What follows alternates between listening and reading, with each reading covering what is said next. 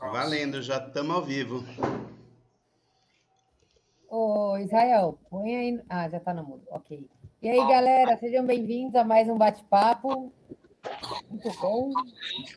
Hoje o tema é super legal, a gente vai falar um pouco sobre a ficha de progressão das categorias e vamos falar os briefings, os exercícios que a gente realmente passa nesses momentos de progressão. Vamos começar falando da ficha de progressão para a categoria A, mas saibam que esses exercícios são básicos e que a galera das outras categorias também devem exercitá-los, né? Então, os briefings ainda servem para todos e os exercícios de Vellamy também devem ser feitos por todos, sempre que possível, né? Então, vamos começar com o nosso primeiro convidado. Um deles ainda não entrou, o Leiva, estamos procurando ele aqui, mas o Claudião da Paraquedismo Resende já está com a gente. E aí, Cláudio, se apresenta, fala um pouco de você, quantos saltos, o que faz da vida. Fala, galera, boa noite. Meu nome é Cláudio, eu sou da Paraquedismo Resende. Após a pandemia, aí, a gente está com uma presença bacana lá em Boituva, até por causa do número grande de alunos, e o pessoal que salta aqui em Resende sabe um pouquinho da dificuldade que a gente tem em relação à aeronave. Então, a gente está com uma presença bem bacana lá em Boituva, com a Sky Radical, com a galera de lá. Né, primeiramente, agradeço o convite aí da Vivi e da galera, né? Para falar desse assunto que é a parte da progressão, né?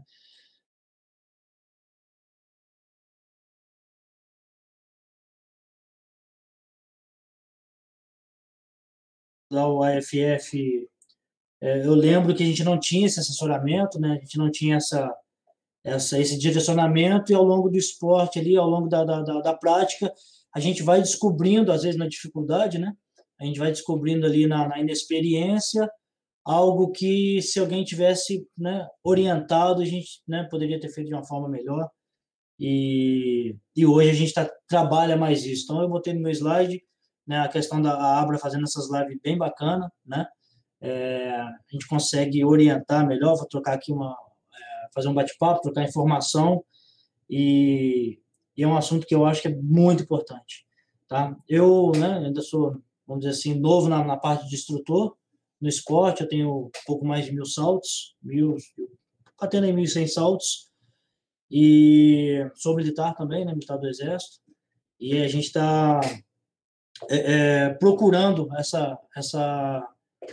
essa maneira de evoluir com a Abra, evoluir com as outras entidades, né, e poder melhorar o esporte, principalmente para os nossos alunos, para minimizar cada vez mais a questão de acidentes no nosso esporte. Beleza, galera? Aí, Vê, quer começar a tocar a ficha? Excelente.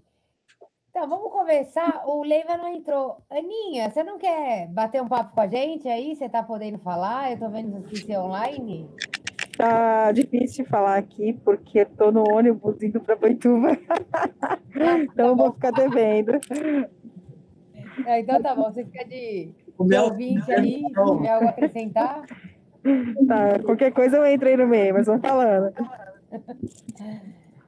Beleza, temos mais alguns coaches aqui com a gente, Israel, Melvin, então a gente já pode começar o nosso bate-papo, né?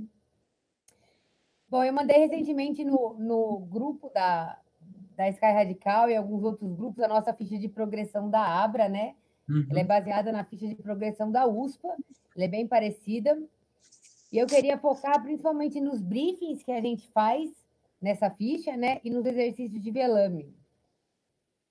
Então, a ficha, assim como a ficha da CBPq, ela também separa como parte de teoria, parte de equipamento.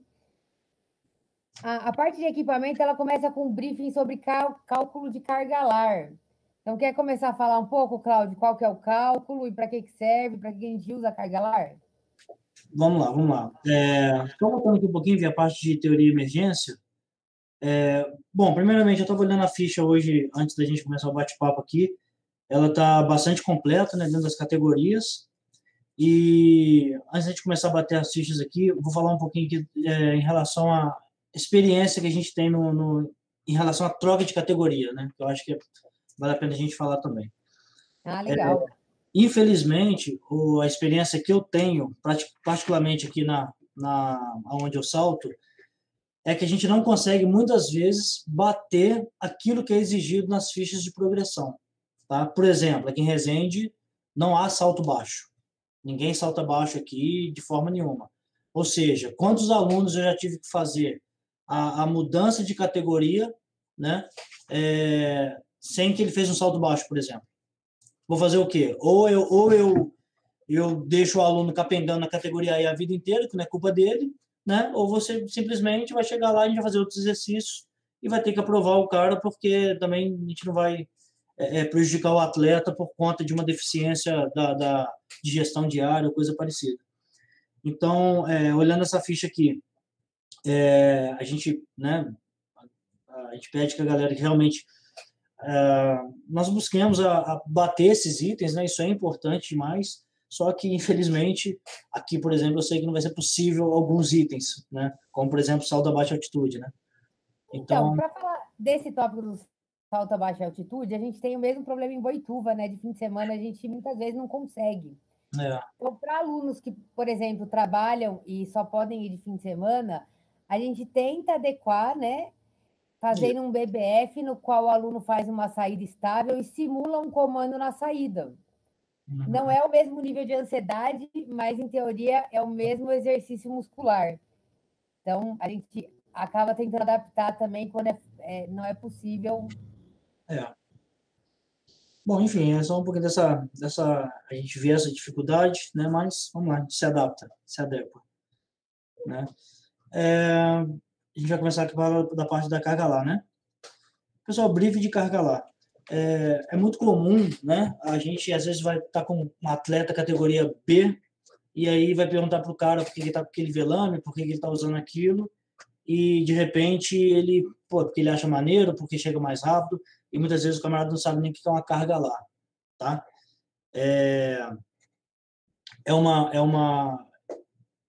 Pelo pouco de experiência ali, a gente vê que a partir do momento que a gente começa a estar equipando, estar formando o aluno ali, né, a gente, às vezes, olhando a altura do camarada, o peso dele, a gente já meio que já sabe qual velame que vai usar, né? O que eu vejo muitas vezes ali, o que é muito considerável, o pessoal que é mais alto, que tem mais peso, né? E o pessoal que geralmente ali é menorzinho e tem menos peso. Eu acho que esse público aí a gente tem que ter uma atenção maior em relação à carga lá, né? Os demais ali, às vezes, a gente consegue, mesmo fazendo o cálculo, né? Às vezes com deficiência de ter um velame apropriado ou não, a gente consegue usar um velame 260, um velame de 280 a 240, né? Para a maioria do público, né? Então, para quem não lembra ali, até eu mesmo estou lembrando agora aqui, carga lá, o cálculo é 2 vezes 2, 2,2 vezes o peso do paraquedista equipado, não é isso? Dividido por tamanho do velame, se não me engano. Exatamente. Então, é o peso do paraquedista equipado vezes 2,2 para transformar em libras, né? E aí a gente divide pelo tamanho do velame. Sempre que a gente fala de tamanho de velame, a gente fala em pés quadrados, né? Então, 280, 260, 190 é o tamanho do velame em pés quadrados. E isso resulta num índice. Antigamente, a CBPq falava entre 0,6 e 0,9 para categoria I, até 1,1 categoria A, até 1,3 categoria B, até 1,5 categoria C. E isso que a CBPq trabalha. A USP ela não define tanto o índice da carga lar, mas a gente também tem utilizado esses índices que eu acho interessante. Perfeito. Bacana. Seria legal lembrar os alunos, quem está aí assistindo, de que é muito importante ter calma, querer baixar de velame.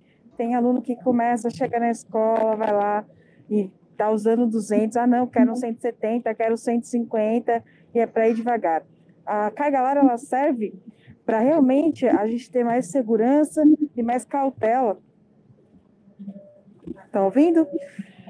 Então, é importante a gente... Isso aí dá um debate bem grande para os aluninhos aí que estão assistindo aí, estão ouvindo. para a gente ir devagar sempre para saltar mais. Com certeza. O que eu ia complementar é só o seguinte, né?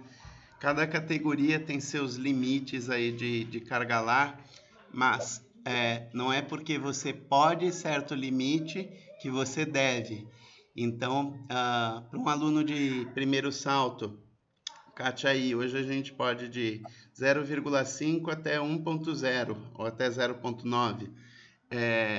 Eu não vou meter um aluno de primeiro salto já no máximo da carga lar permitida, até levando em consideração a habilidade dele com velame, etc., porque vai trazer ele com mais velocidade e mais rápido para o chão. Essa é a ideia. Exatamente, Mel. Foi bem legal isso de ser lembrado. É importante saber que mesmo, por exemplo, conheço gente que é categoria C, categoria D, mas isso é de pessoa para pessoa.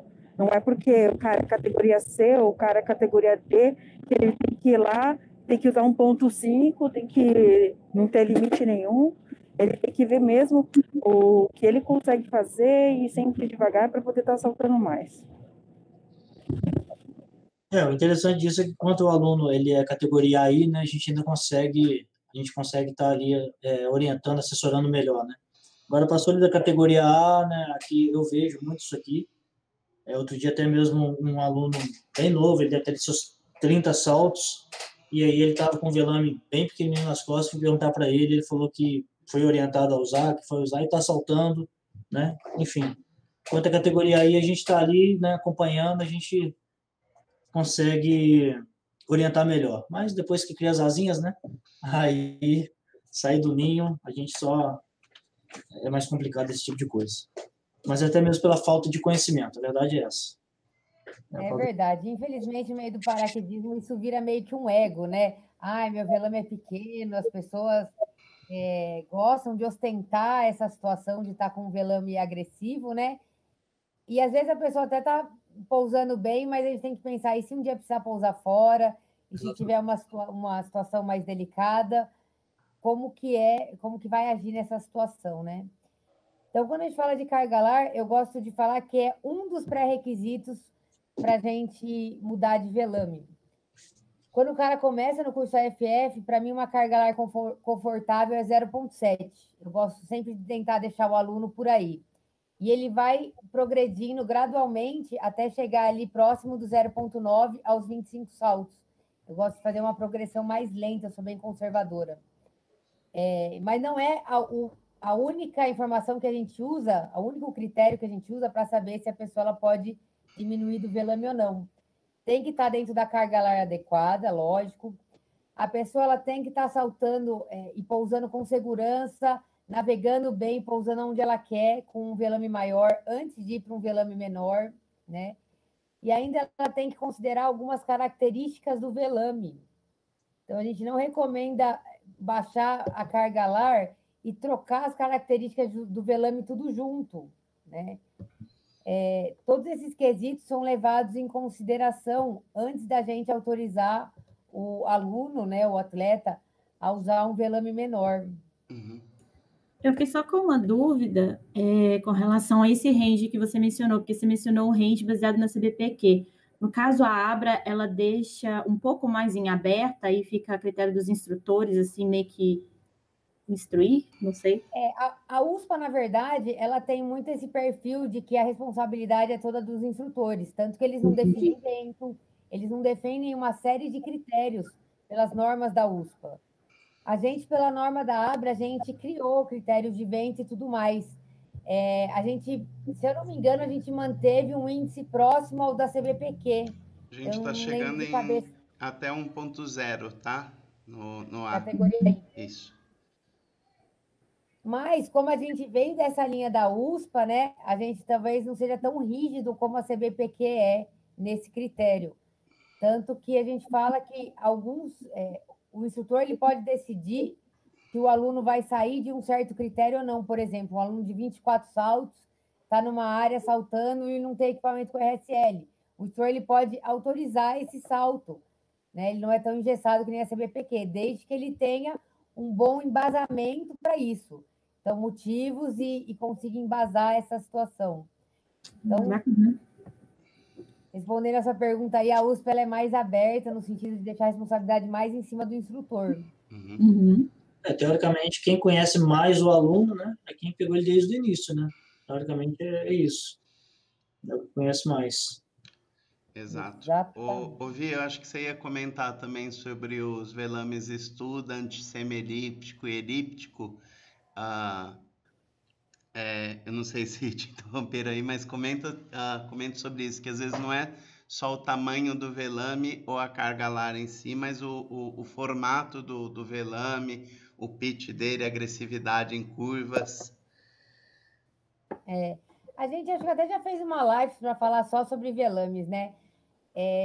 Então, assim, resumindo, a gente tem basicamente aí alguns tipos de velame. O retangular, que é um comportamento mais de student.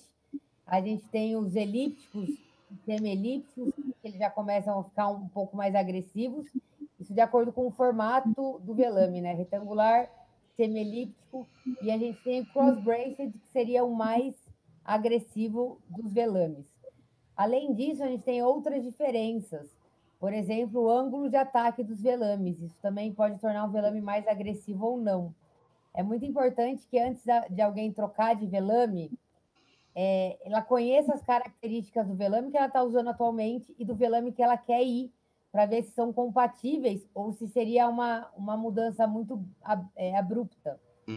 A título de informação, toda categoria aí é obrigatório só estar com velames tipo student. E tipo student, ele é obrigatoriamente retangular. Não tem o student semi-elíptico, por exemplo, não existe. Boa. Bom, é que você falou dos velames, mas a característica, por exemplo, o velame retangular, qual que é a característica que ele dá mais? É pouso? Seria curva? O que por exemplo, o retangular, em curva, ele tem um comportamento mais estável. Ele vai ser, o Maurão, falando em poucas palavras, é um velame mais dócil nas curvas, ele não vai fazer uma curva tão agressiva, chamando para baixo. O velame student, ele tem a característica de não estolar, tá? Você não consegue estolar ele no batoque.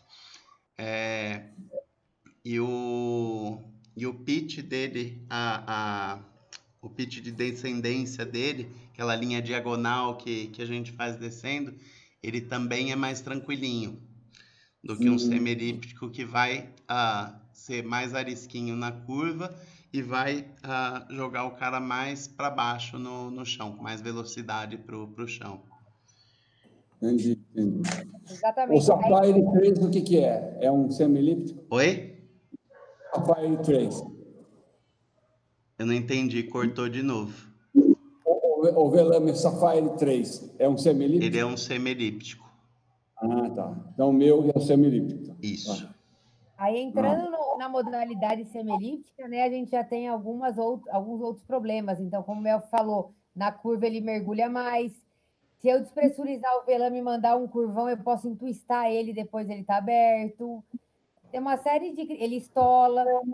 Tem uma série de critérios que torna menos seguro para aluno esse tipo de velame. Algo mais, Cláudio, para falar dos velames aí? Essa questão dos velames, né? Eu vi até aqui na ficha, na categoria Bravo, Charlie, né? Faz parte também da progressão fazer um curso de pilotagem de velame, tá, pessoal? Então, a gente está até anunciando nosso pessoal aqui em Resende para levar para Boituva, né? Eu vejo, hoje mesmo, vi uma postagem lá na Sky Radical. Então, a progressão em si, hoje dando uma estudada aqui nessas fichas, né, dando uma olhada nessas fichas, a gente vê que muita coisa que é cobrado na progressão das categorias é apresentado no treinamento de BBF, é apresentado no curso de pilotagem de velame. O problema que a gente vê é o seguinte: a maioria dos alunos, ele se forma a FF, e a partir daí ele não quer mais gastar dinheiro, vamos dizer assim. Tá? Eu, particularmente, eu costumo dizer o seguinte: A gente não gasta dinheiro no paraquedismo, a gente investe, tá? A gente investe dinheiro, tá certo? Por quê? Porque é um bom investimento. No BBF, você vai fazer, quem olhou as fichas, né? A gente vê que basicamente tudo que é cobrado nas progressões aqui, até categoria C, basicamente, a gente fez no BBF, a gente fez no curso de pilotagem de velames, a gente vê atleta categoria C que nunca ouviu falar no curso de pilotagem de velame. Aqui em Resende não tem, nunca teve. Por quê? Porque o avião aqui a gente pede milha antes, ele não dá, pede salto baixo, ele não dá. Aqui é impossível fazer um curso desse. E a gente tem um monte de categoria B, Charlie, e por aí vai. Né? Como se mudou a categoria? Não sei. Né? A gente, né? Aliás, a gente sabe, né? Mas a gente vê um monte de deficiências mais tarde de um camarada não saber fazer um flex tunner, por exemplo. Ele chegar e, ponto C, não mexer mais no velame, porque ele não sabe fazer uma correção sem mexer no bordo de ataque do paraquedas e fazer uma curva baixa. Tá? Então, faz parte da progressão, já que esse é o assunto, investir no BBF, investir no curso de pilotagem de velames, porque isso aí vai apresentar bastante informação, vai abrir os horizontes ali, logicamente, né, que torna ali o atleta, além de mais profissional, vamos dizer assim, né, ele vai ter mais conhecimento e naturalmente, mais segurança. Perfeito. A CBPq ela não põe como obrigatória, e a gente copiou, né, os modelos da USPA para colocar obrigatório para CAT-B. Por quê? O CAT-B ele já começa a saltar de balão, saltar noturno, saltar na praia. Então, ele já se põe em situações de risco, que é muito importante ele melhorar o controle de velame dele, né? Se a gente pensar que a grande maioria dos acidentes acontecem no pouso, fica mais importante ainda a gente ter um curso desse. Exato. Legal vocês terem falado disso. Eu não sei se a Aline está participando aí, eu não estou vendo ela aqui, mas semana passada tivemos um curso de pilotagem de velame e a Aline estava lá com seus 14 saltos fazendo o primeiro curso de pilotagem. Sensacional, e sensacional a evolução dela. Queria que ela estivesse aqui para dar o testemunho, mas assim, ela trabalhou basicamente precisão, começou a entender o velame, e a sequência dos saltos dela foram assim, 4 saltos cravando a mosca do alvo, ou seja, pilotando com vento diferente, em dia diferente, tal, e ela estava determinada ali a fazer, ou seja, ela entendeu e está praticando a técnica. Então, vale a pena para todos os alunos, não precisa deixar chegar lá nos 50 saltos para lembrar que é obrigatório. Já vai fazendo antes, quanto mais cursos vocês fizerem, é muito legal para ir evoluindo. E vai aumentar a sua segurança no esporte, né? Com certeza. Excelente. Então, bom, se a gente não tem mais dúvidas sobre a parte de carga lar, vamos para o próximo briefing que a gente tem aqui. Na parte de aeronave, né? A gente vai falar sobre briefing de vento de camada. Quer começar, Cláudio? Vamos lá. Eu estava até olhando quando eu vi essa ficha para uma categoria A, quando eu vi esse tópico, né? Briefing sobre o vento de camada, né? Por isso que a gente fala que realmente a gente tem que estar o tempo todo orientando, né? Orientando ali o aluno para que ele tenha até mesmo onde tirar a informação, tá? Por exemplo, se a gente tem um aluno que vai fazer a progressão de categoria A e falar para ele sobre o vento de camada, eu acho que dificilmente ali ele vai, sem a gente explanar alguma coisa para ele, né? Ele saber sobre isso. Então, na minha opinião, a questão do vento de camada, eu acho que a primeira leitura do vento de camada é passada pelo piloto, né? Nos primeiros saltos, porque, logicamente, ele está fazendo ali as decolagens e ele tem condição de passar para a gente ali a fazer a leitura, né? Dos ventos de camada em si. Aí em Boituva, acho que você pode explicar melhor essa questão em relação à predominância do vento de camada ali, né? Porque o pessoal a gente sempre ouve ali dentro do avião, o vento tá Sakura alvo, alguma coisa assim. O pessoal eu lembro que eu ficava muito perdido nisso no início, né? Aí, pô, onde é Sakura? O alvo tá aqui, tá soprando para onde? Né? Eu ficava ali bastante perdido no início e eu acho que nessa questão eu vou te pedir para você, da parte de Boituva em si, explanar melhor isso para a gente. Beleza. Peraí que o Leiva está tentando entrar aqui. E aí, Leiva, está com a gente? Não sei se está ainda com a gente. Então, vamos falar um pouco do vento de camada. O Codia, que como é uma aeronave mais nova, o piloto consegue fazer essa leitura da direção do vento em diferentes velocidades, em diferentes alturas. Então, na primeira decolagem do dia, geralmente a gente usa a informação dele, né? E ele também vai atualizando a gente ao longo do dia. Existem outras formas de identificar vento de camada. Basicamente, consiste em observar um objeto que está lá em cima, seja uma nuvem. Então, a gente pode observar a velocidade que a nuvem está passando, a gente consegue identificar o vento de camada. Seja uma decolagem anterior à nossa, né? Então, observando a navegação da galera, a gente consegue ver o vento de camada. Vento de camada, basicamente, é um vento diferente do vento de solo em determinadas alturas da navegação. Então, lá em Boituva, nos começos do dia, geralmente, é muito comum ter um vento cidade alvo, que ele cruza ali perpendicular a Castelo. Mesmo com vento de solo em outra direção, é muito comum no começo do dia a gente ter um pouco da influência desse vento, né? Para que isso é importante? Porque minha área de espera ela pode ser adequada em relação ao novo vento de camada que eu identifiquei, né? Então, às vezes, se eu tenho um vento que vem, né, da cidade em direção ao alvo, e embaixo o vento está em outra direção, a minha área de espera ela vai ser um pouco mais próxima da Castelo Branco, durante as alturas que eu tenho influência do vento de camada, e depois eu vou chegando mais perto da minha área de espera em relação ao vento ao solo. Tudo isso é importante para eu garantir a minha segurança, que eu vou pousar onde eu quero, né? Tem aquela questão também do formato das nuvens, né? Eu lembro ali que quando ela está bastante riscada, né? Quer dizer que a gente está com um vento mais forte. Bom, eu não vou lembrar aqui agora todos os detalhes, se alguém lembrar. E tem as formações quando elas estão mais juntas, né? Eu sei da riscada que é que a gente olha mais. Ela está riscada, transpassada, quer dizer que o vento em cabo de camada está mais forte lá em cima, né? Quanto é que ele está... Perfeito. Geralmente, quando a gente vê para cima, a gente vê aquelas nuvens tipo cirrus, né? Que são aquelas nuvens bem riscadas.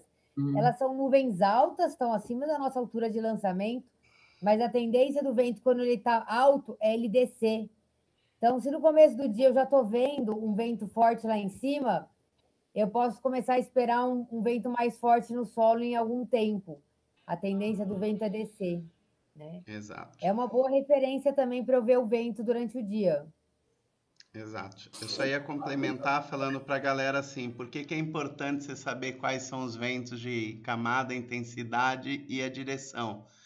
De acordo com isso, você consegue pensar exatamente no seu PS, pensar, em que altura eu vou abrir meu paraquedas, para onde tá soprando esse vento, e aí você consegue montar o seu cone do vento ali imaginário, já modificando um pouquinho sua área de espera, como a Vi falou, né?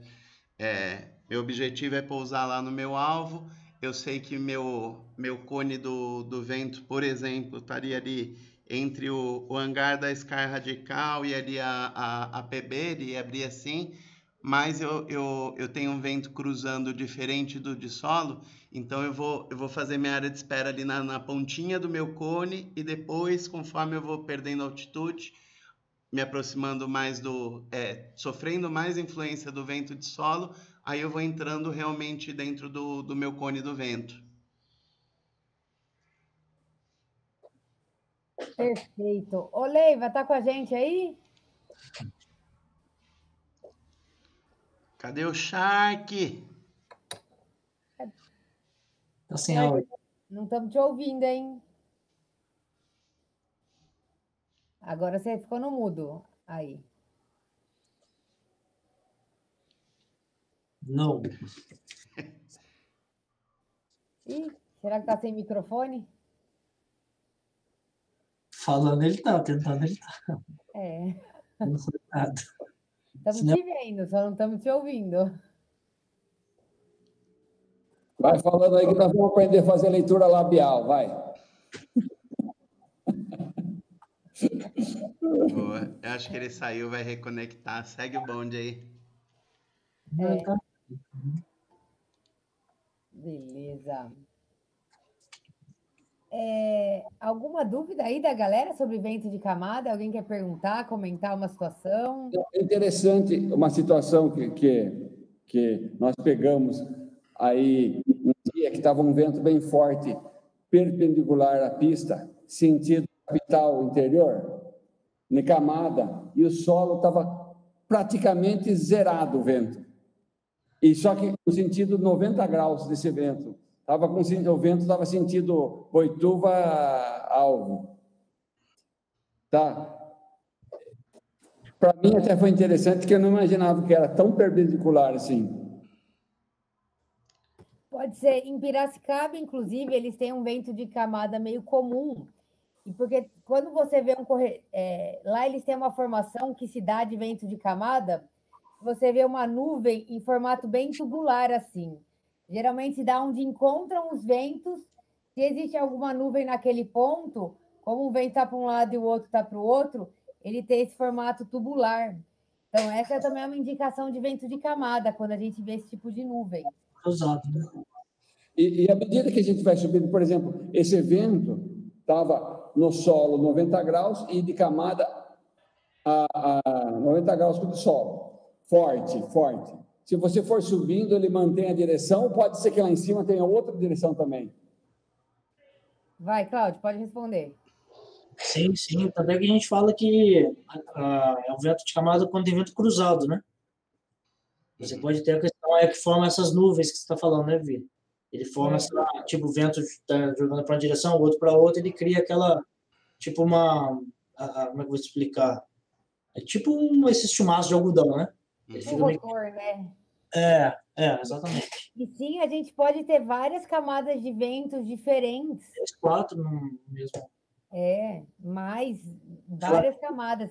É muito comum, às vezes, quando o Zé está cantando as alturas lá em Boituva, ele falar ventos próximos, mas a 20 graus um do outro.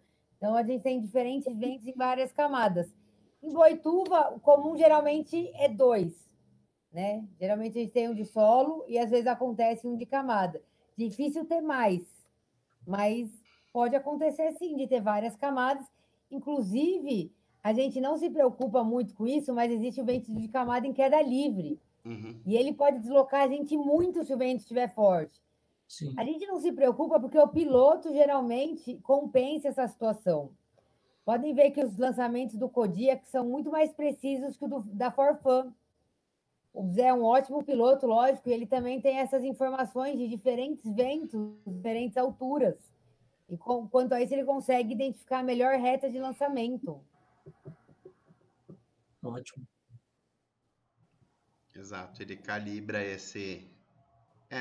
eu acho que os ventos importantes assim que a galera deve começar a se preocupar é o vento de camada que está lá no lançamento, saber se o avião ele está com vento de nariz ou tomando um vento de cauda, principalmente, para saber o tempo de separação dos grupos. É uma informação importante. Depois, é legal isso a gente até consegue identificar vendo a saída do outro grupo, né? Se eu vejo a galera se afastando mais devagar, eu sei que a gente está com vento de cauda. Ou vento forte, entendeu? Eu consigo observar a separação do grupo e identificar mais ou menos a velocidade do avião em relação ao solo. Então, com isso, eu consigo identificar quanto o vento lá em cima está interferindo na velocidade de voo do avião. Exato. Aí o outro vento, como eu falei, é o vento que vai estar na camada onde você pretende abrir seu paraquedas. E por fim ali o do solo. Esse acho que são os 3 que vocês precisam começar a ficar mais atentos aí para garantir a tua segurança e dos demais aí dentro da decolagem, né? Inclusive das outras decolagens que estão vindo em cima ou que já saíram embaixo.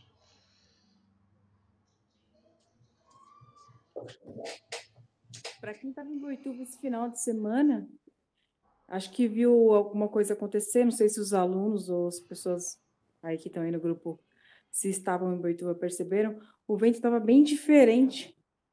Nossa área de espera estava lá pela Sakura, estava lá em cima da rodovia, e principalmente no sábado, né?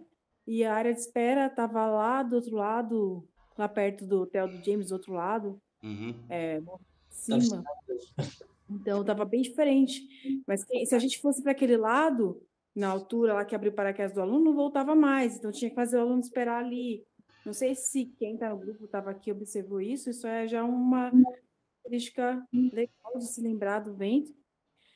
O vento ele pode estar totalmente o oposto também, porque aí você vai ter que fazer a hora de espera, vamos supor, de 2.000 a 5.000, que o aluno abre paraquedas a 6.000, vai ter que fazer num lado, depois perdeu a altura, passou de 2.000, aí tem que voltar para outro lugar para fazer a hora de espera. Realmente identificar. No começo é bem difícil para uma pessoa identificar esses ventos. Lógico que cabe a nós, instrutores, ajudar os alunos a falar assim, não, você vai para lá. Às vezes os alunos não confiam, aliás, a verdade não só às vezes, muitas das vezes, nossos queridos alunos não confiam demais a gente fala, não, fica aí, a pessoa vai lá para o outro lado, porque já sabe que está brifado lá no chão, é aquilo, e acaba fazendo coisa diferente. Isso leva tempo para a pessoa entender, mas não é difícil, não. É só uma questão da atenção mesmo. Outra coisa que eu ia falar também, me fugiu da cabeça, se eu lembrar, eu falo. Continue aí. Tanto é que nesse sábado aí que a Aninha tá falando, tava eu, a Vivi e o Fernandinho, né? Eu acho que foi um dos rádios mais difíceis daquele dia. Eu falei, cara, só eu que tive dificuldade de botar esse aluno aqui, cara. Foi muito difícil, não foi?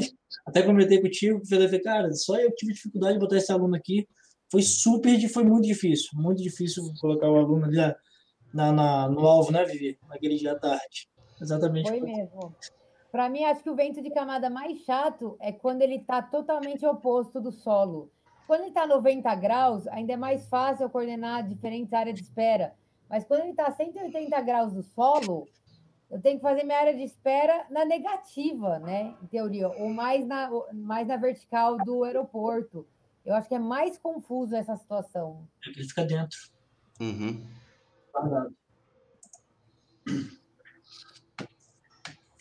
Beleza, galera. Então, já estamos aqui com 40 minutos, acho que a gente já pode ir para o próximo tópico, né? Deixa eu só falar mais uma coisa que eu lembrei agora, da saída do avião. A questão do vento forte de camada ela existe mesmo. Quando o piloto está de vento de nariz, é muito facinho, você vai sair uma sequência do outro.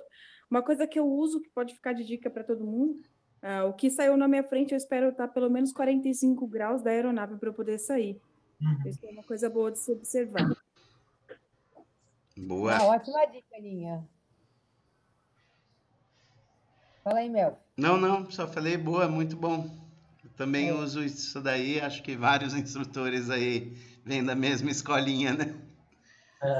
Uso o batom que mais próximo da cauda da aeronave, né? Faz a leitura ali, né? Bem bacana. Porque às vezes é difícil a gente coordenar com o piloto, ver a velocidade em relação ao solo, para ver o tempo. Então, aquele visual ali é muito mais fácil a gente garantir a separação de grupo. A gente olhando para baixo, bem no meio da porta, a gente tem que ver realmente o grupo anterior, ali um ângulo de 45 graus. Aí já está seguro realmente para a gente sair da aeronave. Entrou agora um camarada aqui na live que ele é especialista nessa questão de vento de camada, nuvens e tal. O Carlos, que está fazendo coach com a gente. Depois, se quiser botar nesse tópico sobrar tempo, ele pode dar uma ajuda aí pra gente. Boa. Que legal. E aí, Carlos, beleza? Alô, tudo bom? Tudo bem. Chegou tarde, acabou de falar de vento de camada agora, de nuvens, tudo aquilo lá. Depois a gente volta aí, por caso. Beleza. Então vamos para o próximo tópico agora. Próximo briefing aqui. Briefing sobre peso e balanceamento feito nos comandos quando há paraquedistas do lado de fora da aeronave, reta de lançamento, ponto de saída e radiocomunicação. Eita! Vamos comentar brevemente sobre, acho que todos os tópicos. Então, vamos começar falando de peso e balanceamento. Quer comentar, Cláudio?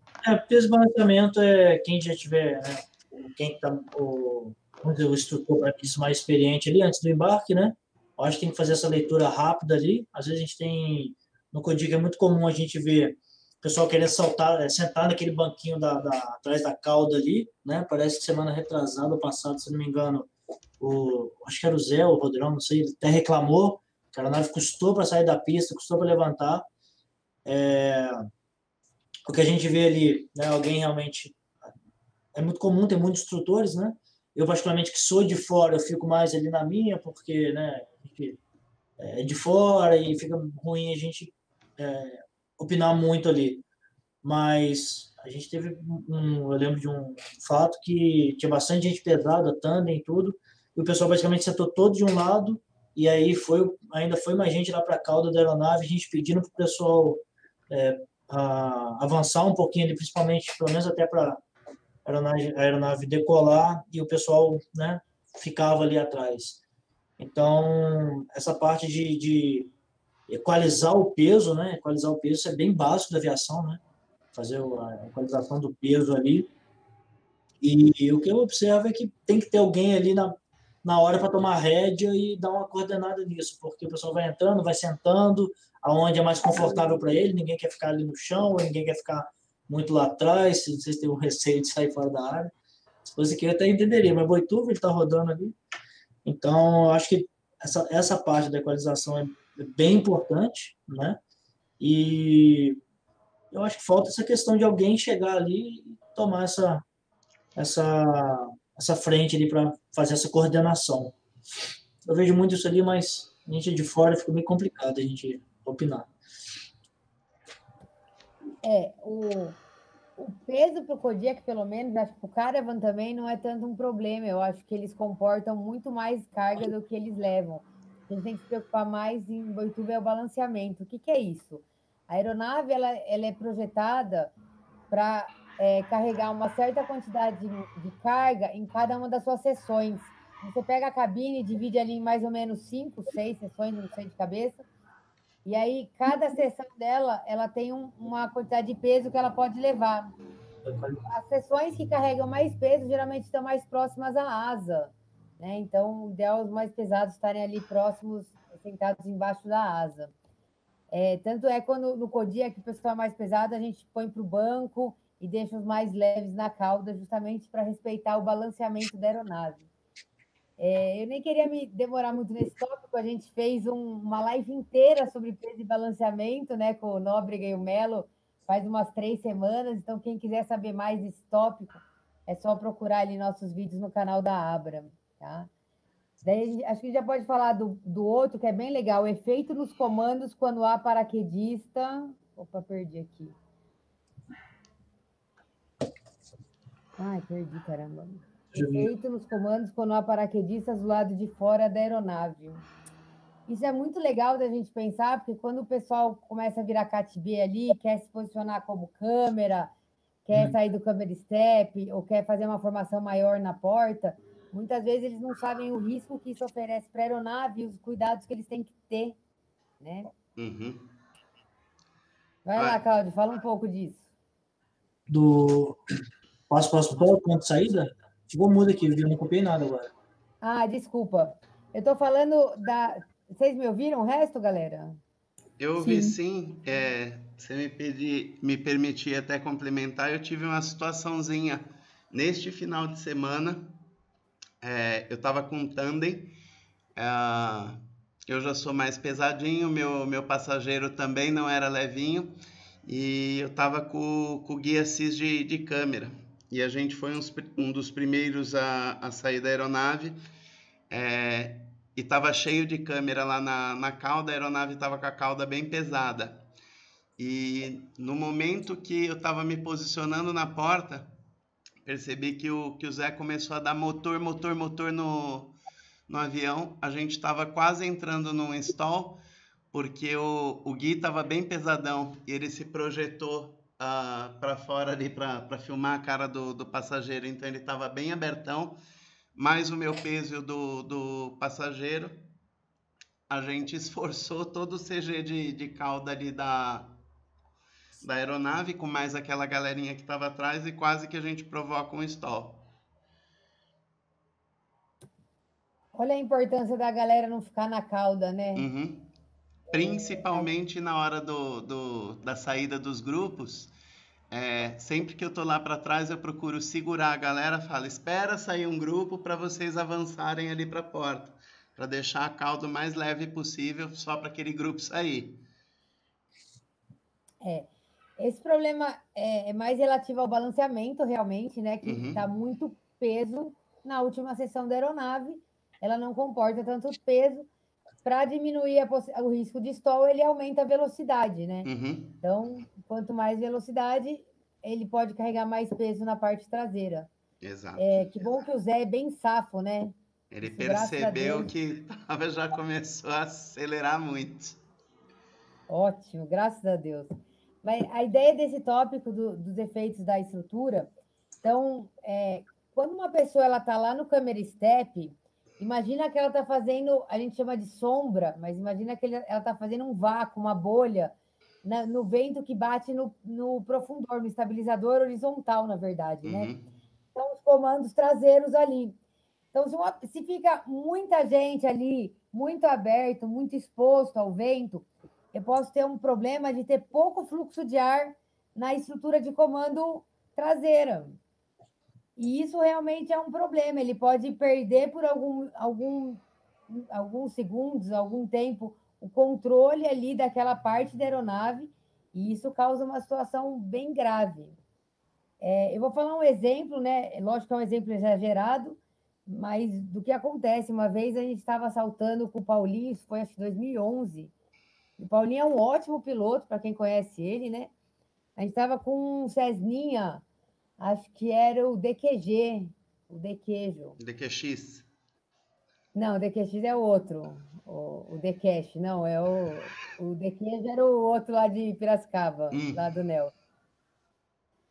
E quando o último paraquedista saiu, eles tinham aquelas peças de tatame, sabe, fofinhas, acolchoando o piso da aeronave. E uma daquelas peças se desprendeu, saiu pela porta e abraçou o estabilizador horizontal. E, na verdade, ele, por vários minutos, perdeu o comando da aeronave. Ele deu a sorte de não influenciar a ponta da aeronave cair. Em um dado momento, a placa se desprendeu e ele recuperou o voo. Mas quando ele chegou no solo, ele estava muito abalado, porque realmente ele achou que ia morrer, e com razão. Ali, se aquela placa permanece ali, ele não teria como controlar mais a aeronave para vir para um pouso seguro. É uma situação bem crítica, né? Isso seria, óbvio, um exemplo exagerado. A gente não chega a ter a mesma interferência só com a sombra das pessoas. Mas é um cuidado que a gente tem que ter. Quando a gente está lá no camera step, quanto mais perto do profundor, mais rente a fuzilagem, para eu evitar fazer essa sombra muito grande, né? E já que a gente está falando do camera step, eu também queria reforçar lembrar as pessoas do camera step, sempre ali tem um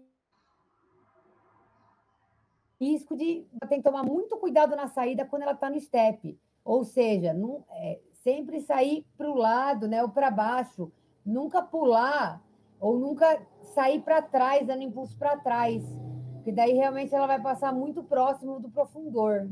Uhum. Boa. Quem tem algo mais para acrescentar aí?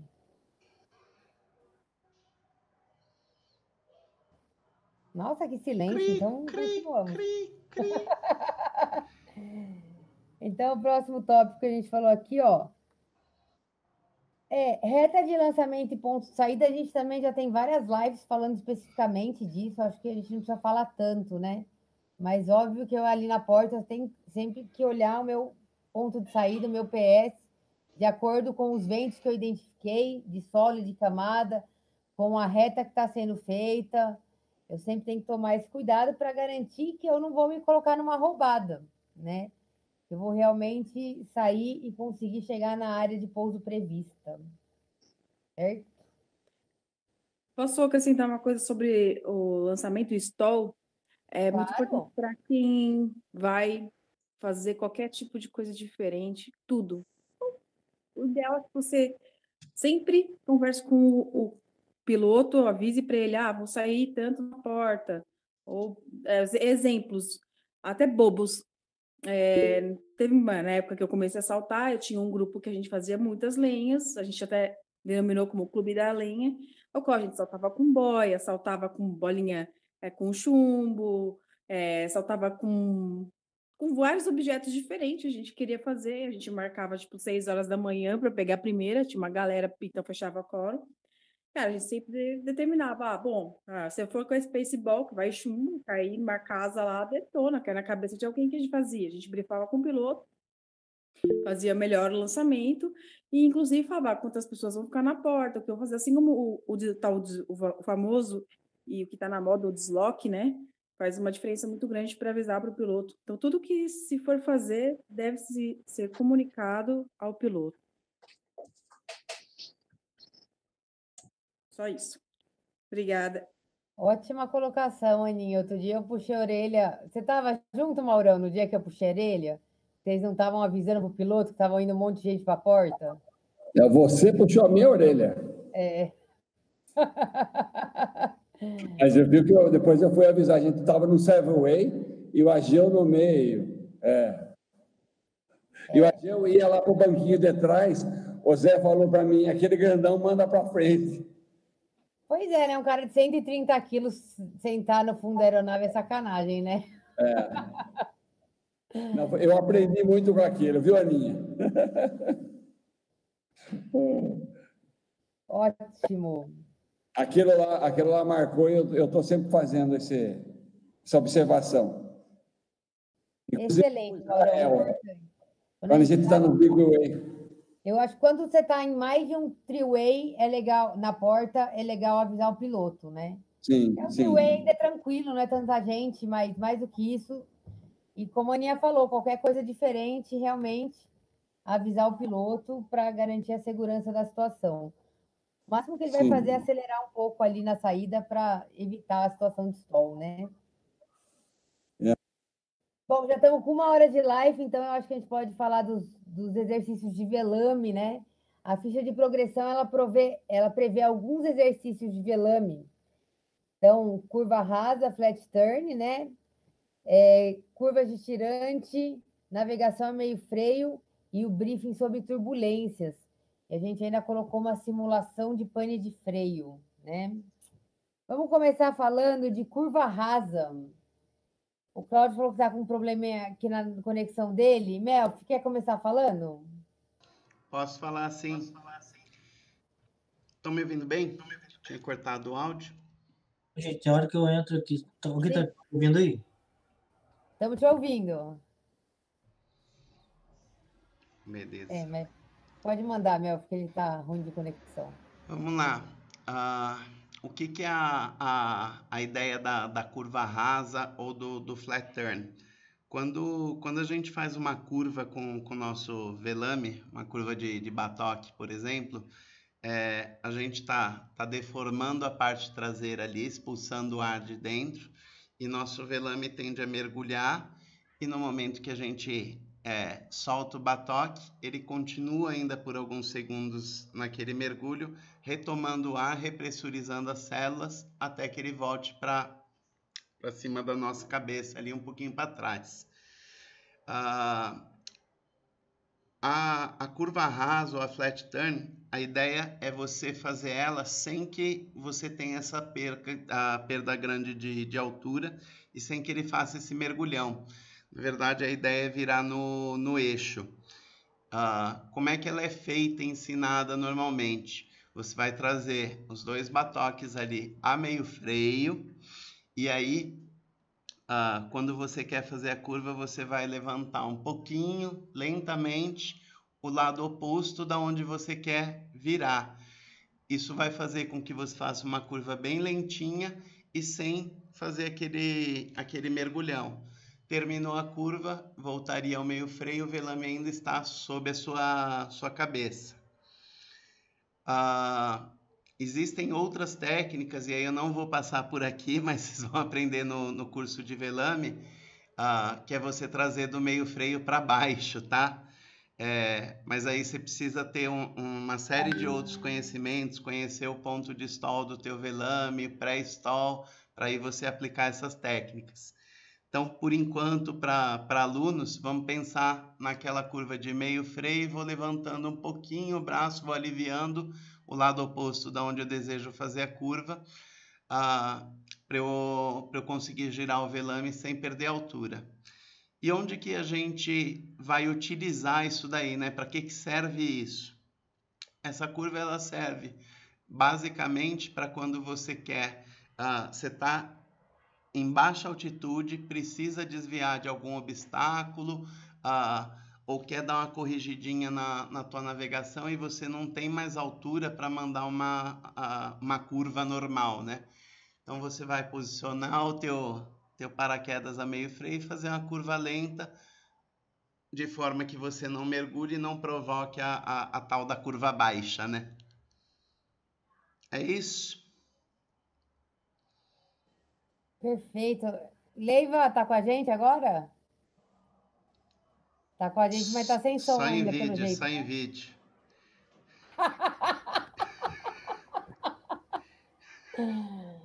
Bom, Muito bom.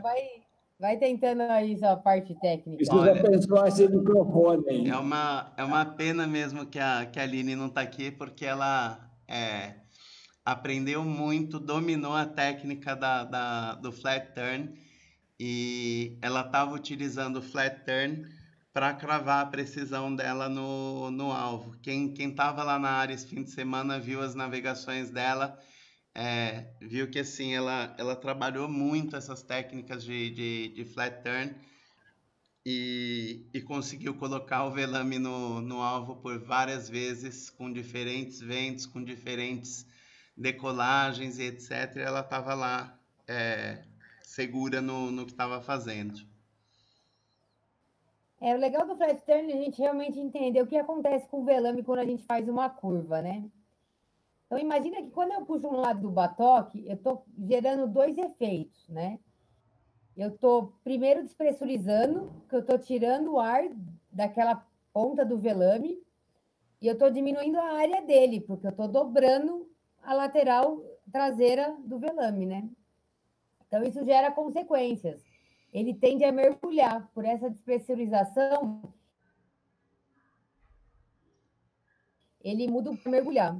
E como eu estou puxando o batoque, isso deformou o velame e ele gera curva, né? Porque eu deformei a área do velame. Quando eu solto o batoque, ele realmente demora alguns segundos aí para pressurizar totalmente de novo. Então, é isso que a gente chama de arco de recuperação.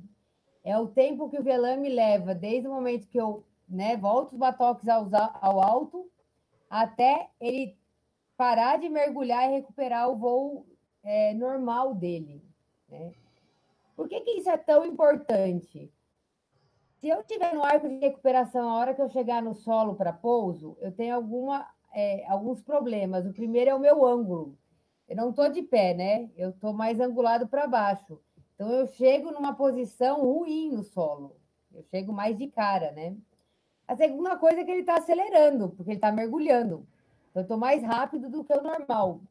E a terceira coisa é que o flare não vai responder muito bem, porque eu estou com o velame despressurizado. Então, meu flare, muitas vezes, ele pode, depende do tanto que eu despressurizei o velame, ele pode nem funcionar direito. Então, como é que a gente resolve uma situação de que eu tenho um obstáculo, eu já estou no meu ponto C ali, tenho um obstáculo e preciso desviar dele? A ideia é eu fazer a flat turn, a curva rasa, que elimina esse arco de recuperação do velame. Então, a curva rasa consiste em eu começar ela meio freio, né? Então, eu começo navegação, a partir daí é meio freio. Quando eu estou a meio freio, eu já dobrei as duas partes traseiras do velame. Isso gera despressurização? Só vai gerar despressurização na hora que eu soltar. Porque a hora que eu soltar, ele vai ficar uma parte que não está inflada. Enquanto eu estou segurando ele, né, ele está dobrando a parte que não está inflada. Então, a parte que está exposta continua toda inflada. Ele não tem essa performance de mergulhar a meio freio, né? E com isso, se eu fizer uma curva bem aberta, como o Melfi falou, né?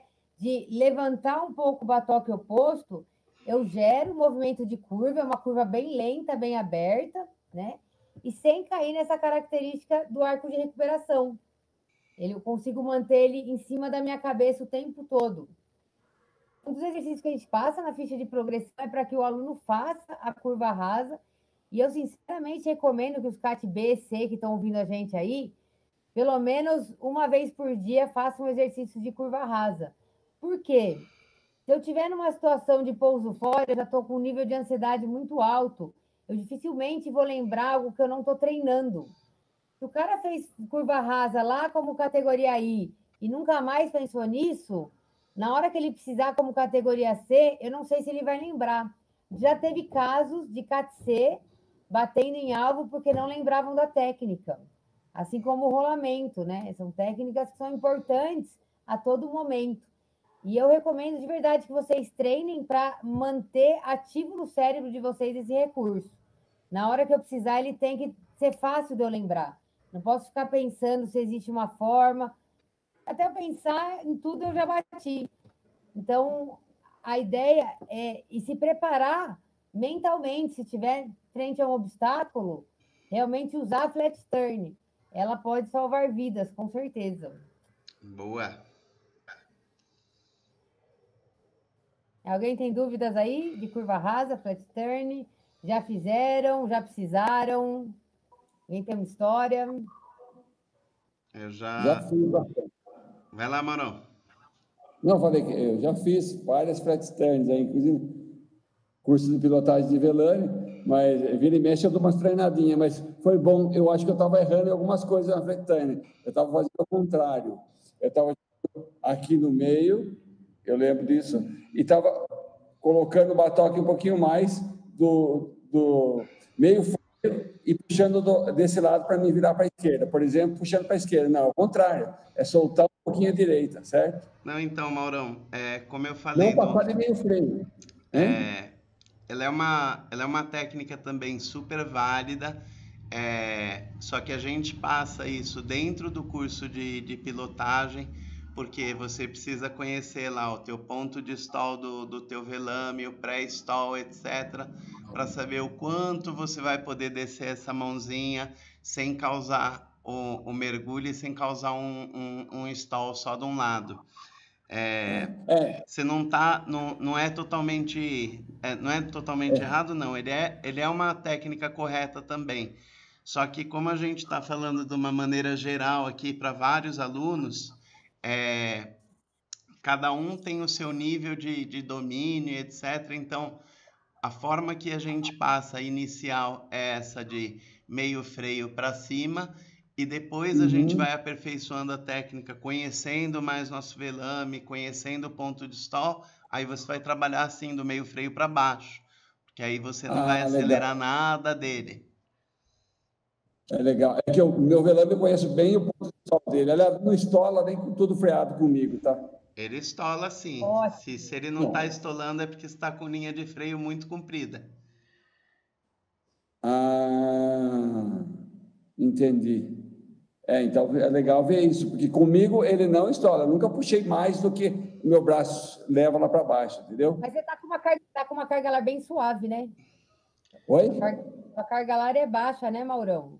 Minha carga lá é baixa. Sem peso é 1,16 e com peso é 1,26. Entendi. Mesmo assim, ele deveria chegar no ponto de stall. Se você travou tua mão lá para baixo e nada está acontecendo, ele está lá paradinho no meio freio, provavelmente você não está com toda a eficiência de flare na hora que você vai fazer teu pouso. É bom dar uma checada nisso. Eu vou tentar dar uma enroladinha na mão e experimentar chegar um pouquinho mais para ver se acontece um pré-stall, um stall, né? Seria legal, né? Pode fazer, dá uma volta na mão e manda ver. Legal. Vou fazer isso. De preferência isso durante a semana, tá, Maurão? Não é legal a gente ficar treinando isso com um monte de gente no ar, viu? Não, legal. Uma hora que tiver mais tranquilo. Perdão, o que você ia falar? De preferência bem alto, porque se tiver uma... Te recupera do stall. Tá me ouvindo? Cortou, por favor. Então, e de preferência fazer esses exercícios bem alto. Quando a gente recupera do stall, a gente tem chance de entrar num line over. Então, exercícios de stall, a gente faz bem alto, porque se tiver uma situação, eu tenho como fazer o procedimento de emergência ainda. Entendi. Não, eu faço alto, realmente. Porque a sensação do stall não é muito gostosa, não, né? Olha, tem uma pergunta aqui, ó, Vivi. A técnica da curva rasa pode ser usada somente para evitar obstáculos ou pode ser usada para retardar a distância de pouso em casos extremos muito alto? Em caso extremos muito alto. Posso? Quer falar, Mel? Sim. Respondendo então a pergunta aí quem que mandou, Vivi? Vou voltar aqui pro chat. Renato Dias Jesuíno, tá aí, Renato? Fala um oi pra gente. Sim, talvez seja sem som. Beleza. Também. Ô, Renato, sim, a gente pode usar essa técnica. Quando você entrou muito alto e você ainda não está abaixo dos 300 pés, a gente fala de fazendo o zigue-zague, a cobrinha, para aumentar a distância entre os pontos, tá? Você vai utilizar a técnica do flat turn quando você já estiver baixo e você não tenha essa possibilidade de fazer. Se você entrou alto e começar a fazer flat turn, você vai começar a permanecer alto e virar muito pouco. Então, você vai retardar mais ainda a chegada ali no teu ponto, tá? Talvez seja mais interessante usar quando você entrou baixo, né? Do que quando você entrou alto. Exatamente. O que eu ia só complementar é assim, a gente tem, às vezes, o falso pensamento, a falsa sensação de que o nosso flare, ele vai parar nosso paraquedas horizontalmente. E, na verdade, o que acontece nosso paraquedas ele sempre desce numa diagonal em relação ao solo. Quando a gente jogou ali para o meio freio, o que a gente está fazendo, na verdade, é mudando o pitch do velame. Ele está saindo um pouquinho aqui da nossa frente, vocês observarem, ele vem parar em cima da nossa cabeça. Então, eu estou diminuindo um pouco da velocidade vertical e estou dando mais sustentação horizontal.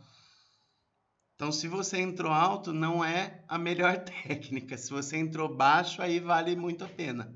Respondido aí? Deixa eu só fazer um detalhe, Melfi. E se o vento estiver muito forte, muda essa característica? Porque daí a tendência não é retardar muito a sua... Quando você está com vento forte, você planando mais, não vai dificultar o seu deslocamento para frente? Sim, vai. Você vai acabar parando no ar, dependendo da tua carga lar, você pode até navegar de ré. Então, daí é melhor você deixar ele normal, sem freio. Mas, o que a gente precisa pensar em navegação com vento forte ou vento fraco é o seguinte: vento forte, eu vou diminuir, vou encurtar os meus pontos, certo? E vento fraco, aí eu posso alargar, porque meu paraquedas ele vai andar mais, ele vai sofrer menos resistência do vento quando eu encarar o vento de nariz. Não sei se ficou claro. Ficou claro aí, padre? Não, sim. Você falou de usar no pouso, né? Quando vento, sem vento, mas na verdade a gente usa essa técnica quando eu preciso desviar do obstáculo. Então, independente do vento, tá forte ou fraco, se eu precisar desviar de obstáculo, eu vou usar essa técnica. Exato. Legal. Leiva, manda um tchau pra gente aí. Não tá. Não tá com som ainda. Leva esse microfone na área que eu vou abençoar ele no sábado. Ah, boa, Maurão. Bom, vamos lá. Briefing e execução de curva de tirantes traseiros, freios feitos e desfeitos e tirantes dianteiros, né? Quer falar um pouco, Mel? Boa. Posso falar. Vamos começar da curva com tirantes traseiros com freios feitos, tá? Primeiro, para que a gente pode ou deve aplicar essa técnica? Imagina que vocês pegaram, saltaram lá num two-wayzinho com um amigo, fizeram lá o salto, fez a sua separação, a abertura, e no momento da abertura você viu que tem alguém vindo de frente para você. O que a gente deve fazer? A famosa curva direita, né? Vai dar tempo de eu pegar batoque, soltar para fazer a curva? Não. Eu garro meu tirante direito ali, vou puxar o meu tirante traseiro e o paraquedas ele vai fazer uma curva. Tá? É um exercício legal, bem seguro para vocês, alunos, fazerem. Briefa com teu instrutor, lógico, antes, fala, eu vou fazer isso, dá uma olhadinha em volta na hora que for treinar, mas abriu, fiz meu cheque visual antes de ir para o funcional, pega no tirante, faz uma curva, sente como é que o paraquedas vai se comportar. Beleza, se quiser faz uma para o outro lado também, e aí depois você pega os seus batoques e faz aí o teu cheque funcional. Mas é uma técnica que você pode usar que salva bastante vida. Hoje, por exemplo, eu uso bastante isso quando eu estou fazendo salto de câmera, onde a gente tem bastante coisa para fazer depois que abrir o paraquedas. Eu, por exemplo, eu preciso recolher slider, desligar a câmera, soltar as asas para depois vir para pouso. Então, o que eu normalmente faço? Abri o meu paraquedas, fiz meu cheque visual, eu já pego no tirante, já aponto meu paraquedas para minha área de espera, cuidando de sair fora da reta do avião e olhando quem está em volta. E aí eu começo todo o meu processo lá, vou desligar a câmera, vou soltar slider, colapsar slider, desligar a câmera, soltar as asas, afrouxar tirante de peito, e aí depois eu vou para o meu funcional. Mas eu já estou garantido que meu paraquedas está apontado lá para a minha área de espera. Eu também tenho esse hábito, né? Oi? Legal. Eu também tenho esse hábito, eu faço exatamente isso toda vez. Uhum. Isso é muito utilizado também nos big ways, né? A gente que salta na galerinha um pouquinho mais expressiva, 15, 20 pessoas, primeira coisa que a gente faz é garantir a separação com os velames abertos. E para isso você não vai fazer limpeza, soltar batoque, você vai olhar para quem está do seu lado e vai navegando com o tirante, né? Sempre com os tirantes traseiros, para você não mudar o ângulo do velame, né? Uhum. Então é um exercício importantíssimo, né, que se treine. Sempre, pelo menos ali no comecinho da sua navegação, né, ao invés de ficar navegando com os batoques, faz um exercíciozinho com os tirantes traseiros, sente, né, como que o velame se comporta. É muito bom. A maior parte da minha navegação é só de tirante, não é com os batoques. Né? Uhum. Boa! Excelente. Não pode bobear muito também se estiver baixo, porque se não funcionar, você vai ter que fazer um procedimento de emergência. Então, né? Bem observado, Maurão. Maurão, eu não falei que eu não faço. Não estou falando que você não. Estou falando que eu, né, quando eu abro, a primeira questão que eu faço vir com os tirantes traseiros, porque eu preciso me afastar do pessoal. Me afastei, aí depois eu vou fazer limpeza e fazer todo o resto. E aí, posterior à minha navegação, é só de tirante. Uhum. Mas é uma determinada altura ali, até 2.000 pés. 2.000 pés para baixo e isso não significa que eu não estou com os batoques, tá? Isso é sempre com os batoques na mão. Na verdade, até fiz essa observação, Israel, por causa, às vezes, tem pessoal aqui que está ouvindo a gente, mas, por exemplo, se você ficar só com os batoques lá e depois for desfazer o freio, pode ser que você tenha o problema do não funcionar alguma coisa. Uhum. Mas normalmente, à medida do momento que eu desfaço o freio, eu não tiro mais o batoque da mão. Não sei se é legal isso. Super legal, deve fazer isso realmente. A Uhum. gente sempre fica com a mão na direção. Não tem para que soltar os batoques. Se precisar uma situação de urgência, quero coçar o nariz, ok, solta, coça, volta e volta a mão no batoque. E eu passei também, principalmente, a usar muitos tirantes na minha navegação até uns 2.000 pés ali. Por quê? Porque eu já tive um batoque preso e não desfez, e eu fui obrigado a fazer o pouso com os tirantes. Então... Opa, peraí. Você teve um batoque preso, não passou no cheque funcional. Você foi obrigado a fazer o pouso de tirante? Porque assim, porque eu ainda... Não, porque eu ainda estava navegando o Velame e tinha consciência que eu conseguiria pousar. Então, foi uma opção minha. Não é o correto, né? Não é o correto, eu vou deixar claro. A gente teve uma situação, há uns anos atrás, em Resende, foi 2014, uma instrutora, Maria Alice, se eu não me engano era o nome dela, ela teve uma situação alguma situação que ela também decidiu, como você, ir navegando pelos tirantes. Em algum momento, não sei se os tirantes ficaram muito pesados, o que aconteceu, que ela não conseguiu segurar mais, acabou batendo no pouso. O dela foi um pouco de fatalidade. Na verdade, ela quebrou um pé e daí no hospital ela teve uma infecção hospitalar e acabou vindo a falecer, né? Mas você vê como a situação se agrava com uma coisa boba. Então, para quem está ouvindo, eu recomendo que, se tiver um freio preso, procedimento de emergência. O cheque visual e funcional, ele está aí para garantir a segurança do velame, né? Exato. Vamos aproveitar que estamos falando de freio preso e já emendar aí que tinha mais um tópico aí do freio preso, né? O exercício de soltar um freio. A simulação, né? Exato. Isso é uma coisa que eu diria que não é tão rara, ela pode acontecer de um dos freios se soltarem na abertura, no momento da abertura do paraquedas. E o que isso vai provocar? Vamos pensar, pessoal. Quando nossos batoques estão lá alojados, nosso paraquedas ele está meio freio. Aquela sobrinha de linha que tem é justamente o curso ali do meio freio do nosso paraquedas. Então, o que acontece? Se um dos batoques soltou, é como se você tivesse com um batoque puxado ali pela metade e o outro se soltou.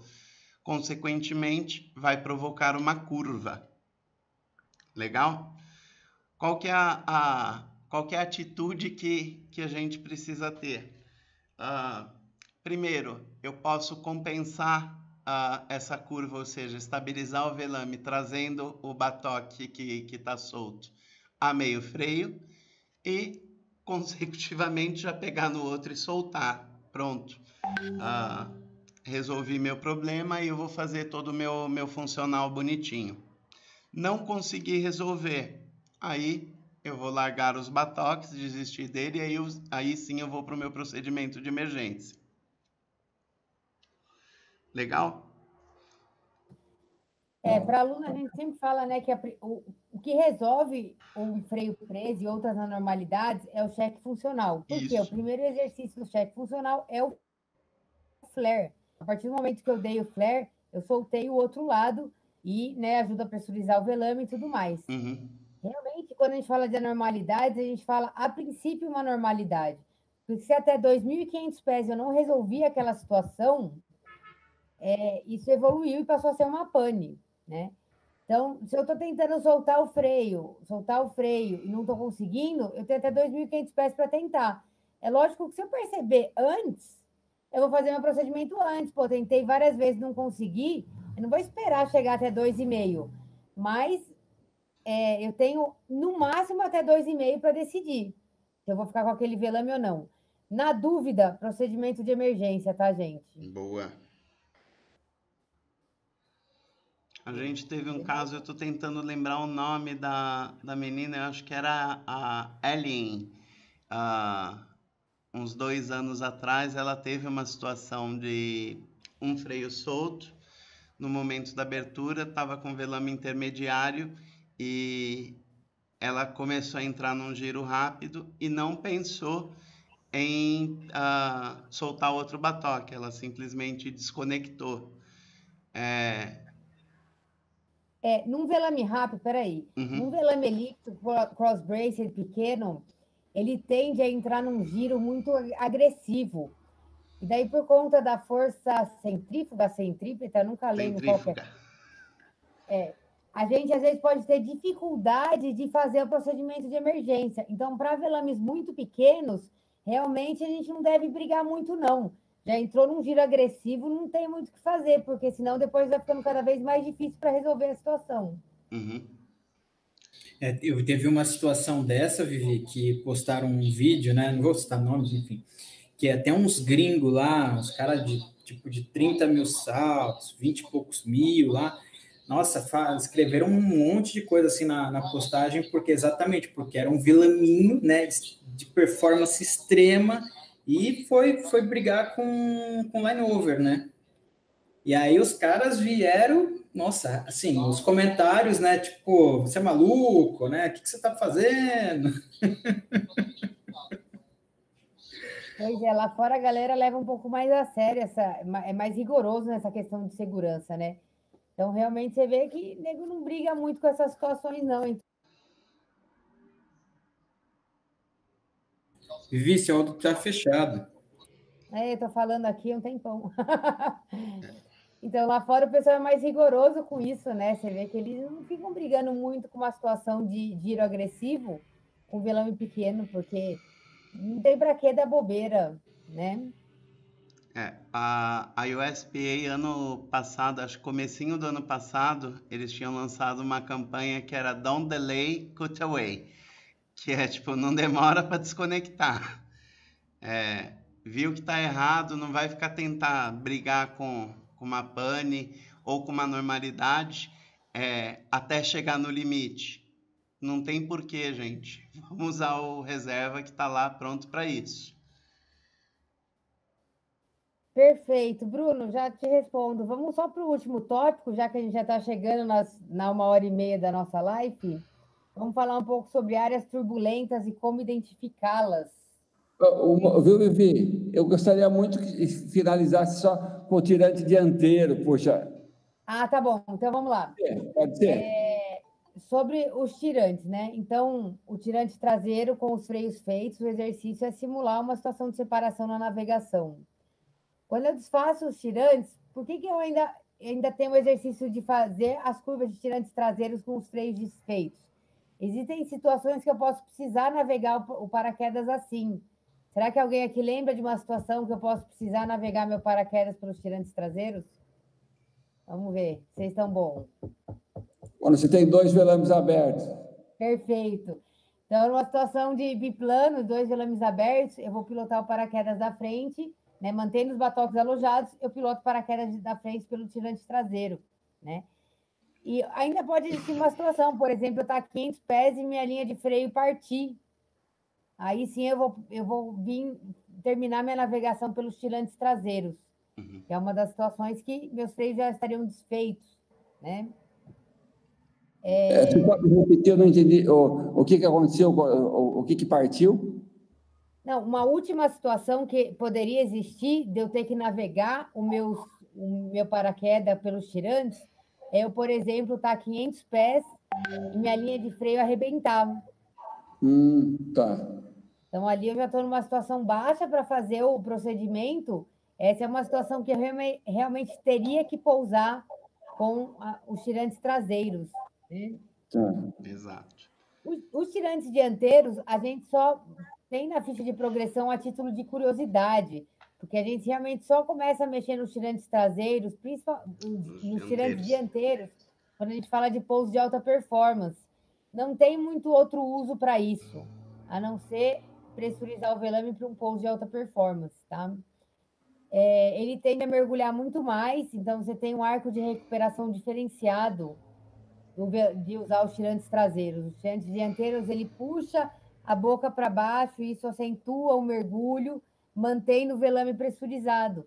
Por isso que o pessoal usa essa técnica, né? A ficha de progressão tem isso a título de curiosidade para ver realmente o que acontece no meu velame se eu puxar um tirante dianteiro. Mas a ideia é que a gente se aprofunde nessa técnica quando a gente chega em um momento de pouso de alta performance. Só para encerrar o capítulo aí, é assim, o que a gente recomenda? Faça 1, 2, 3, 4, 5 cursos de pousos para você começar a utilizar os tirantes dianteiros para trabalhar pouso. Primeiro você vai aprender a dominar o teu velame na precisão, pousar onde você quer. Depois você vai aprender a dominar seu velame fazendo um pouso inteirinho a meio freio. Depois você vai aprender a trabalhar essas situações adversas, freio solto, freio preso, navegação com os tirantes traseiros, para aí começar a tocar nos tirantes dianteiros, tá? Legal, bacana. Exato. Beleza? Vamos para o próximo aí? Vamos falar de turbulência? Boa. Qual dos alunos aí pode falar o que é uma área turbulenta? Pelo amor, hein? Algum?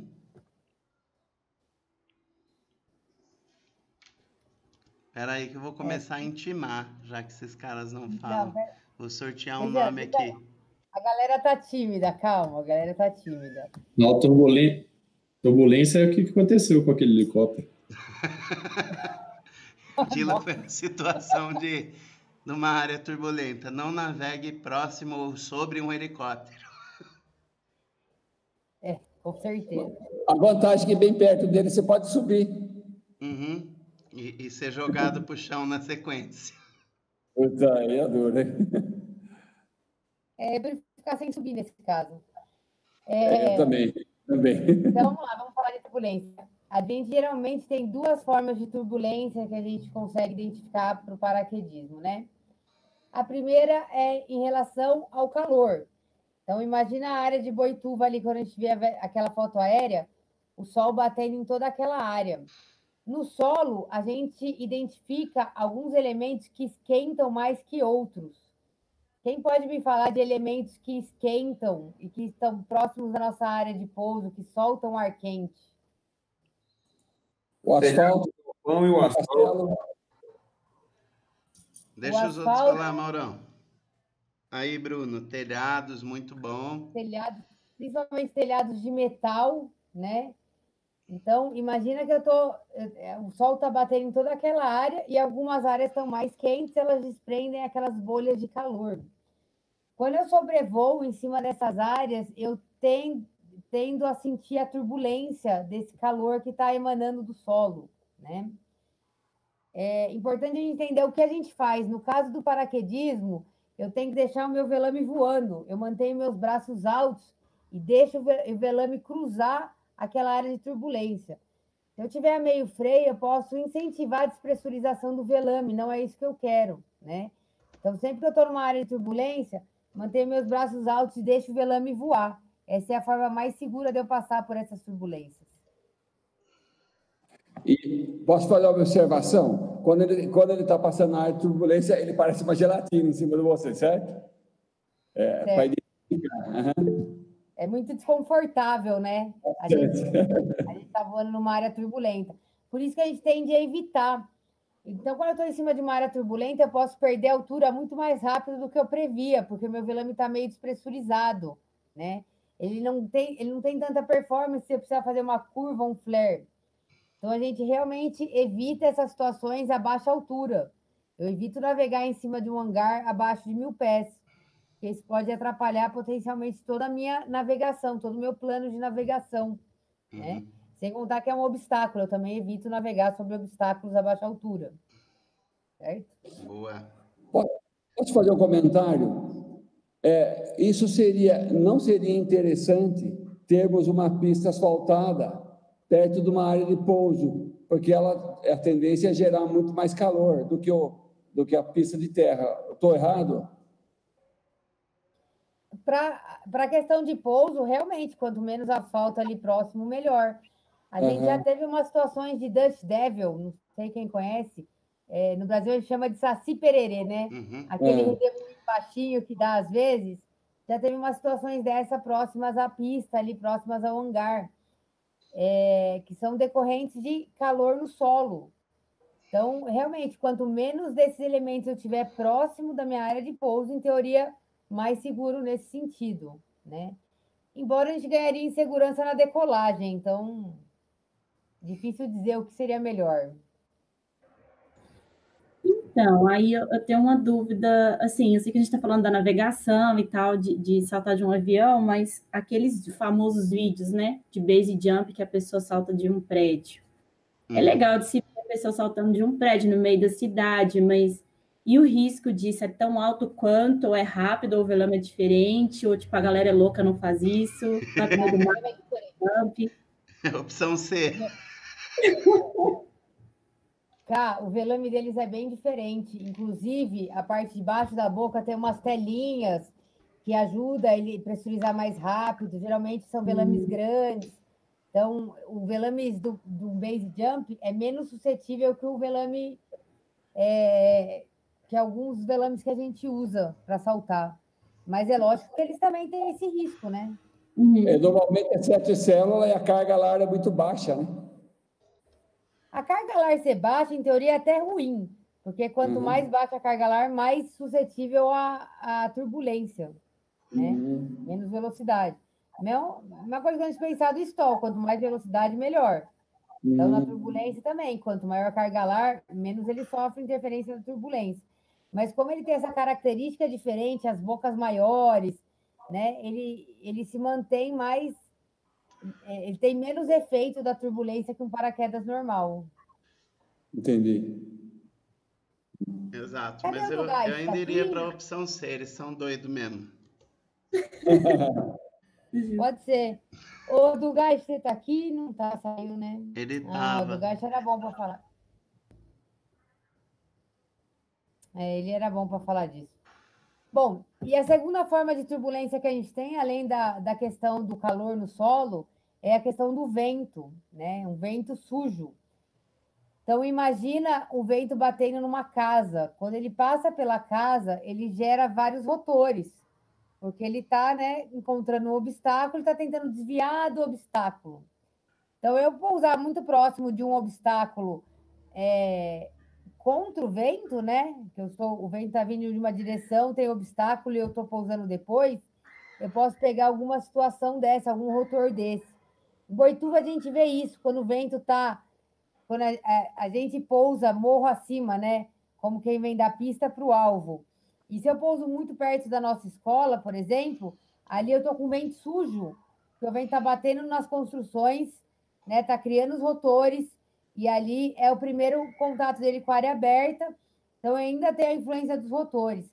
Já viu mais de uma vez tândens, outros paraquedistas, pegar uma descendente dessa e chegar mais forte no chão ali no finalzinho, justamente por causa de vento sujo.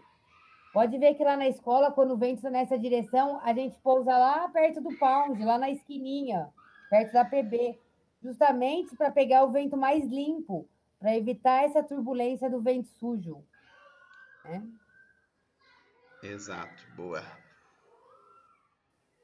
Só fazer uma observação. Quando, por exemplo, você tem um obstáculo, claro, quanto mais alto o obstáculo, mais ele vai sujar na horizontal o vento para a gente, certo? Tem alguma relação assim ou não? Por exemplo, aí sua pergunta foi muito específica, né? Eu realmente não vou saber. Mas eu imagino que quanto maior o obstáculo, mais sujo está o vento, mais rotor ele cria. Imagino que sim. Mas, por exemplo, eu saberia uma porcentagem aqui, quanto que ele suja para cá, né? A sombra dele, não sei. Inclusive, depende da intensidade do vento. Exato, exato. Bom, vamos para a última dúvida aqui do Bruno, para a gente já encerrar, que a gente já está com 1h40 de live. Bruno, tá ouvindo a gente? E aí? Tá ouvindo, ok. Volta a tua pergunta aí. Ó, ele perguntou aqui. No caso, é mais seguro depois de passar no cheque visual, fazer o que precisa fazer com as mãos, antes ou depois de fazer o cheque funcional? Vamos lá. Fala aí, Mel. Depende do seu grau de experiência e intimidade com teu paraquedas, tá? A gente que está um pouquinho mais experiente, saltando com o próprio paraquedas, a gente já cria uma certa intimidade com o nosso equipamento. Então, após o meu cheque visual, eu faço tudo que eu tenho que fazer com as mãos e depois eu solto os batoques e não largo mais deles. Certo? Alunos, vamos falar de CAT-I e CAT-A. Vocês não teriam câmeras para desligar, não tem asa para desconectar, não precisaria afrouxar tirante, nada disso. Então, logo após o teu cheque visual, você já vai fazer o teu funcional e pronto, acabou. Máximo que você conseguiria alguma dificuldade para ouvir os rádios, aí você pode sim soltar um dos batoques, abre teu macacão, pega o teu rádio de peito, joga lá na tua boca lá para ficar próximo do teu ouvido, pega o batoque de novo e segue tua navegação. Eu diria que, no geral, eu recomendaria desviar na navegação antes, né, se necessário, pelos tirantes, e em seguida já fazer o cheque funcional. Mesmo que depois eu solte os batoques para tirar as asas e volte rapidamente as mãos nele. Porque se eu tiver uma situação de um freio preso, eu quero resolver o mais alto possível para conseguir pousar na área que eu quero. Então, eu recomendaria primeiro livrar a navegação pelos tirantes. Feito isso, já parte para o cheque funcional. Boa. Beleza? Respondido, Bruno? Bruno não está aqui, não sei. Bom, galera, vamos encerrar, porque a gente já está com 1h40 de live. No final, nossos convidados, cada um teve um problema. Leiva está aqui com a gente, mas está no mudo. Claudião teve um problema técnico. É nóis, Melf, Israel, obrigada pela ajuda de sempre. Obrigada pela galera aí que está sempre trazendo perguntas, trazendo comentários. Muito legal estar aqui com vocês. Valeu, Vivi. Valeu. Agradecer todo mundo aí pela companhia essa noite. Quinta-feira que vem tem mais. A gente vai falar de técnicas de free fly. É um tópico bem legal. Em quinta-feira, 8 horas, esperamos vocês, tá bom, galera? Valeu, Vivi. Valeu, Vivi, Mauro. Galera. Melfi. Valeu, galera. Boa. Valeu, galerinha que está assistindo aí pelo YouTube, vou encerrar. A galerinha que está assistindo aí pelo YouTube, eu vou encerrar. Já disponibilizo a gravação. Compartilhem aí e curtam o canal. Valeu. Valeu, galera. Foi muito bom.